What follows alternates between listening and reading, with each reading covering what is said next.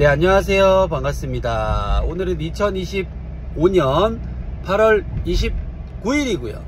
긍정확언 324일차 시작하겠습니다.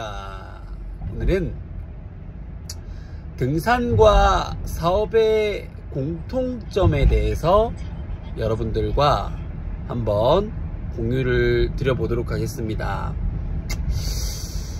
운동을 일주일에 한 2번씩 이렇게 하는데요.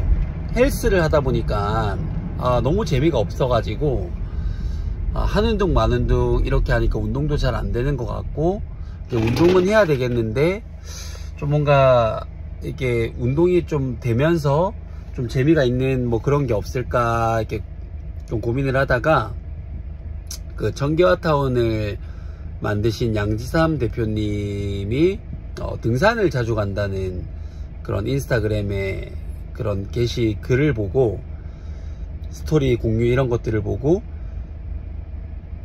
나도 그럼 등산을 해봐야 되겠다 라고 생각을 했어요. 결국은 등산을 하게 되면 내가 체력적으로도 좋아질 것이고, 자연을 함께 하니까 스트레스 해소에도 좋을 것이고, 아무래도 혼자만의 싸움이니까 좀 더 창의적인 생각이나 그런 아이디어들이 훨씬 더 많이 나오지 않을까 싶어서 제가 한 2주 전인가 3주 전부터 등산을 시작을 했습니다. 근데 여기를 올라가다 보니까 이게 중간에 내려오고 싶더라고요. 그러니까 왜냐면 이게 해발 264m면은 그렇게 높지는 않은데 이 경사가 굉장히 가팔라 가지고 올라가는 게 생각보다 쉽지는 않더라고요. 그래서 왕복 한 2시간 정도 이제 걸리던데, 그래도 충분하게 운동도 되고 뭐 그 정도는 시간을 쓸 수 있지 않겠나 싶어서 이제 올라가는데, 정말 이 내려오고 싶은 순간들이 한두 번이 아니었습니다.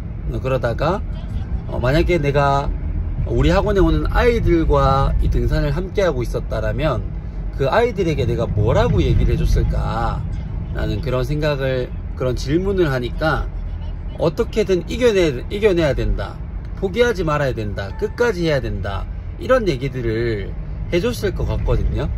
근데 아이들에게는 그런 얘기를 하면서 정작 나는 조금 힘든 순간이 오면 내려가야지 라고 이렇게 생각을 하는 게 자존심상 허락치를 않아서 끝까지 이제 정상까지 꾸역꾸역 올라갔습니다.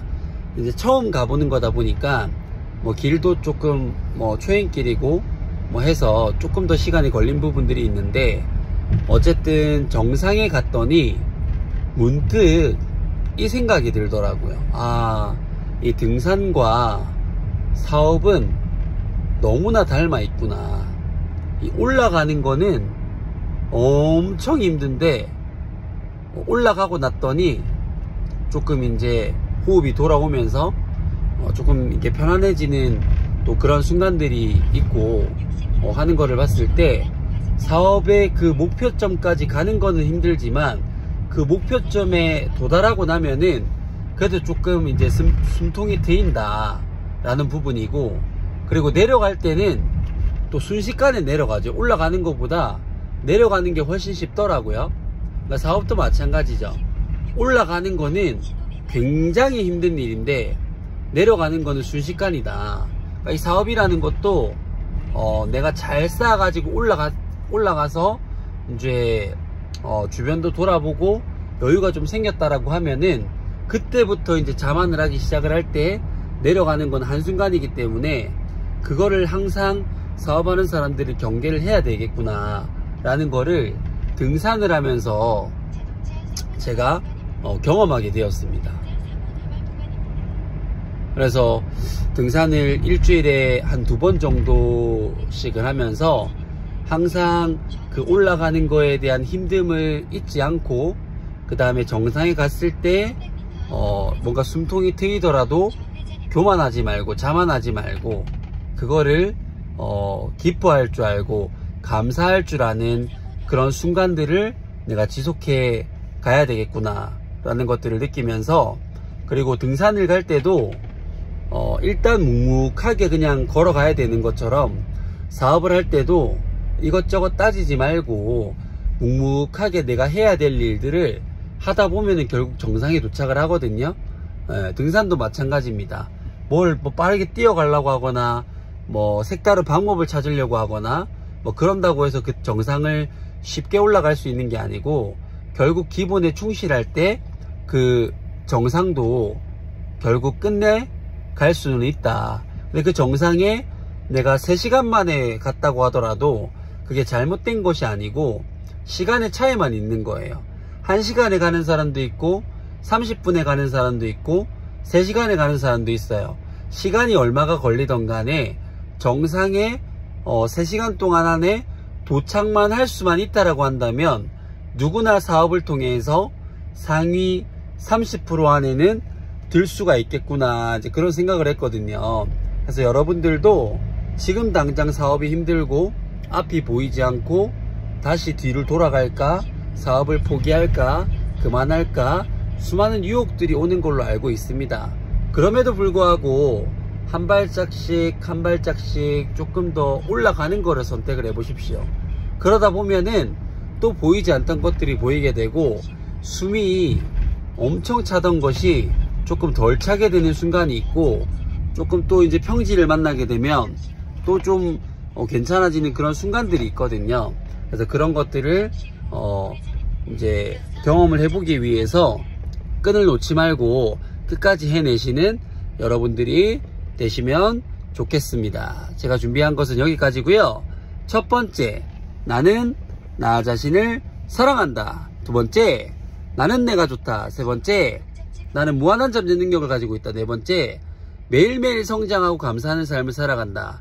다섯 번째, 나를 구하는 유일한 길은 세상을 이롭게 하는 것이다. 여섯 번째, 나의 정체성은 연봉 2억 원을 버는 자원풋살 아카데미 경영자 잘된 운명 황치훈입니다. 반갑습니다.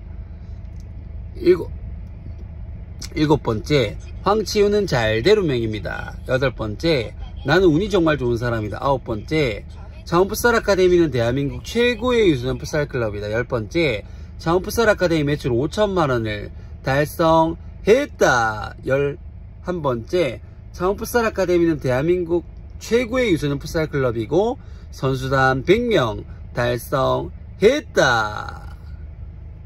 12번째, 땅 5,000평 규모의 부동산 가치 100억 원의 규모를 가지고 있는 풋살 이즈 라이프 사업체를 운영하는 사업가가 됐다. 13번째, 김해시 풋살연맹 최초로 유청소년 FK 실내 풋살 리그를 개최한 유일한 도시가 됐다.